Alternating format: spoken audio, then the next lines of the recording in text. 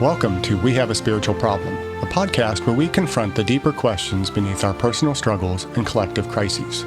I'm your host, Dr. Jeff Armstrong. I'm not a theologian or a philosopher, or at least by training. I am a PhD exercise physiologist with an interest in the intersection of the physical and the spiritual. In this episode, I contend that we are all spiritual. Whatever your faith or lack thereof, we are all spiritual. Whether a believer, a questioner, an agnostic, a deist, or an atheist, you are spiritual. Continue listening and I will explain. And before we begin, please hit the like button, follow or subscribe depending on the platform you are listening or watching, and share this podcast with a friend. There's a quote from Pierre Teilhard de Chardin I've come back to again and again.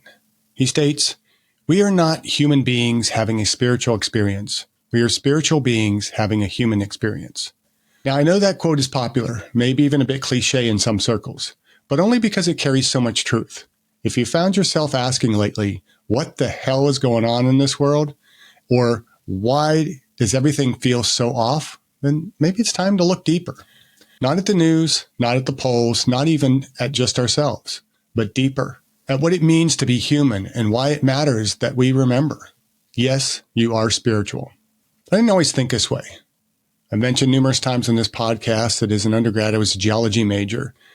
And it was a time when I really had to be confronted with the idea of, do my beliefs really make sense in light of evolution and what I was learning as a kind of budding scientist?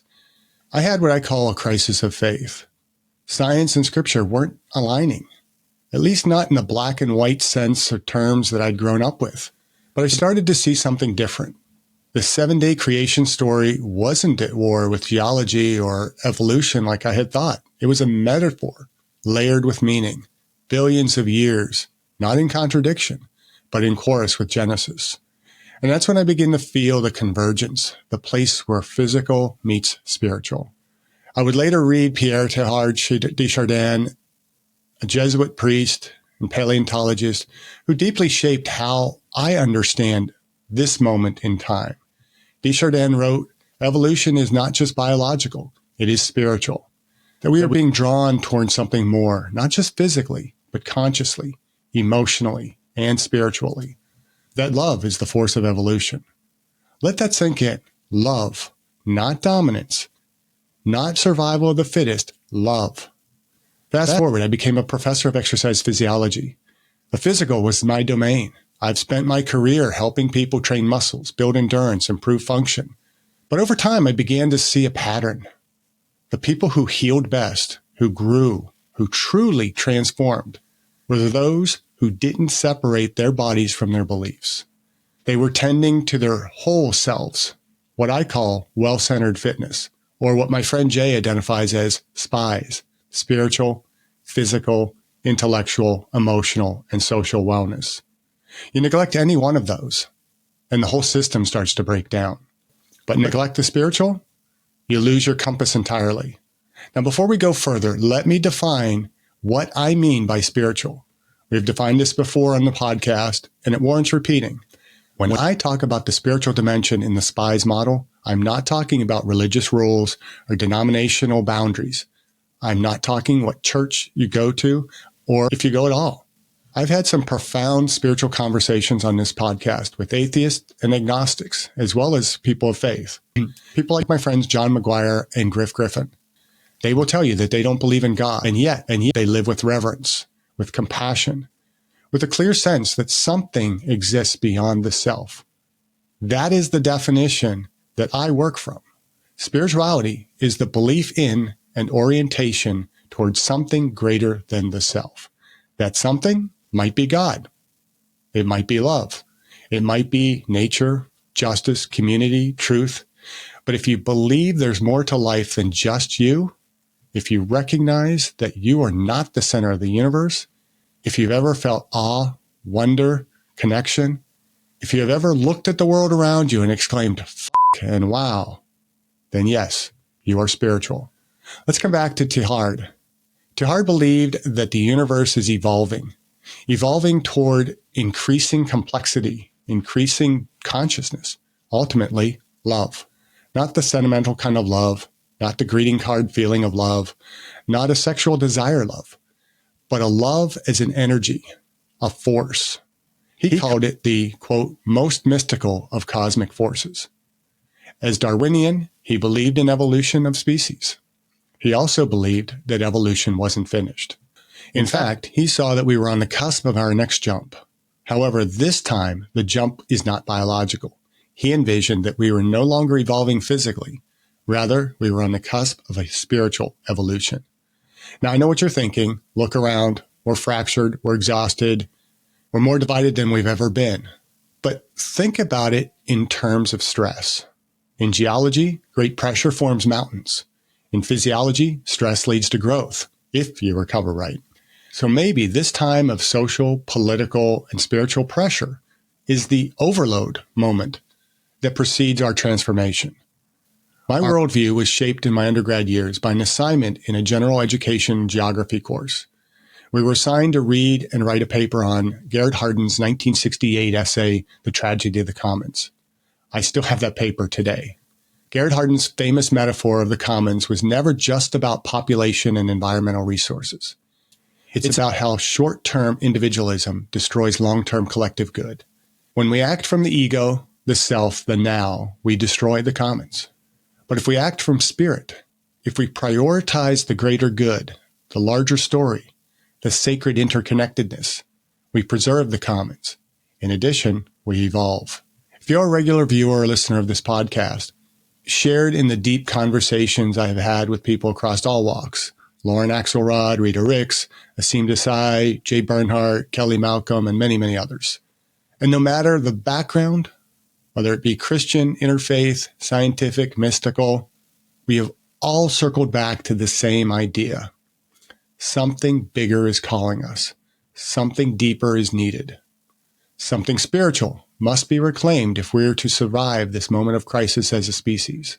When I was a graduate student, I taught a wellness course. When I presented the wellness model, before it evolved in my worldview as well-centered fitness or SPIES, I had a student in the back of the room raise his hand and tell me he was an atheist and therefore did not believe there was a spiritual dimension. Of course, I disagreed and attempted to help him and the other students see that the spiritual does not mean religious. It does not mean you have to believe in God or some higher being. It simply means that there is something greater than self.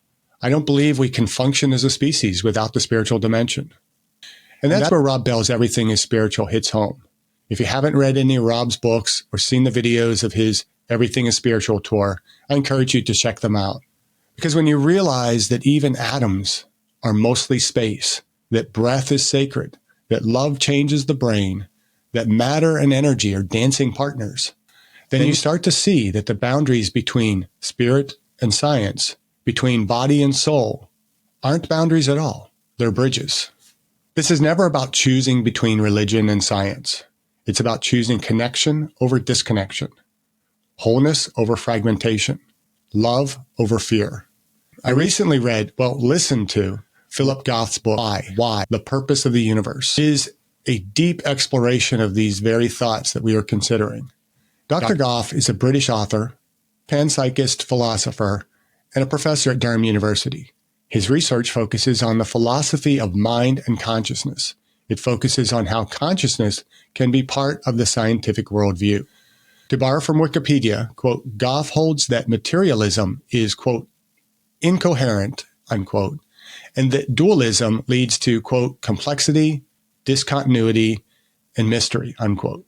Instead, he advocates for a, quote, third way, end quote, a version of Russellian monism that attempts to account for reality's intrinsic nature by positing that consciousness is a fundamental, ubiquitous feature of the physical world. Quote, the basic commitments that the fundamental constituents of reality, perhaps electrons and quarks, have incredibly simple forms of experience, end quote. Now, if this sounds deep, it is. He is a philosopher after all. Goff argues that the traditional God is a bad explanation of cosmic purpose. Instead, he explores a range of alternative possibilities for accounting for cosmic purpose, from speculation that we live in a computer simulation to the hypothesis that the universe itself is a conscious mind. I would suggest that he and I are very much on the same page in seeing God, the creator, the universe, the source, or simply the cosmic purpose as someone or something that is spiritual. Although we might not use the same phraseology. While he might describe the cosmic purpose as somewhere between the atheistic view and the theological God, I would describe this as somewhere beyond the atheistic view and limited image of God provided by religion. To Hardin, it is the commons. To Goff, it is a cosmic purpose. To Bell, everything is spiritual. To me, there is truth in all of this. I am a scientist. I am a believer in a God that surpasses understanding. I believe that the spiritual and the physical are inseparable. I believe we are evolving toward what Teilhard would call the omega point. I believe we are pursuing a cosmic purpose. And the tragedy of the commons, well, herein is the title of this podcast. We have a spiritual problem. So where does that leave us? It leaves us with a choice. Because if evolution is spiritual, then you and I are participants, not spectators. We can choose to wake up, to stop numbing ourselves with screens and distractions and disconnection. We can choose to tend to our SPIES, our whole wellness. We can choose to love more, judge less. We can choose to forgive, to ask better questions, to listen without needing to be right. We can get off our asses, as I once wrote, and do something good for someone else. You are not just physical. You are not just emotional or intellectual.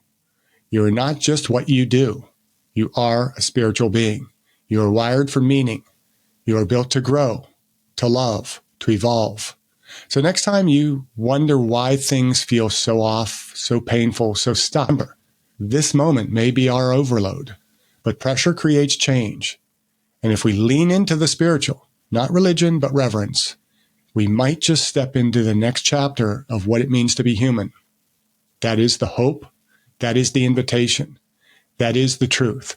Yes, you are spiritual. Be your best today. Be better tomorrow. Carpe memento.